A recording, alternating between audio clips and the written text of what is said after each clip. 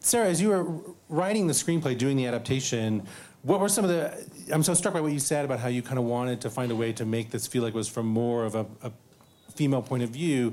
What were some of the things that you were doing in the writing process, the things you maybe wanted to bring out, keep from the original, maybe things you didn't want to keep from the original? What was that process like? Yeah, I mean, it was interesting. The original, for those who have seen it, is really, brilliant. But the camera's kind of low. It sits low at the child's point of, at a child's point of view. It's down, and oftentimes the kindergarten teacher is kind of cut off. It's really interesting. Like the first few scenes of the original film, she's not really given the privilege of, we can't even see her face. So there was a lot of kind of, visual things that I wanted to change, obviously, but I really wanted to kind of luxuriate in her psychology, and really like spend time in her head and really understand her motivations and her good intentions but gone awry, and try to understand what gets this, what gets her kind of unraveled by the end.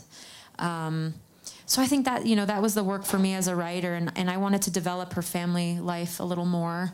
I think the original was dealing a lot with like masculinity in Israel and art in a country at war, and I knew this had to be very different and kind of talk about challenges in American life, which I think is our fast-paced life, our obsession with gadgets, and and really ask is there a space for art and poetry, which is even more kind of an esoteric art form.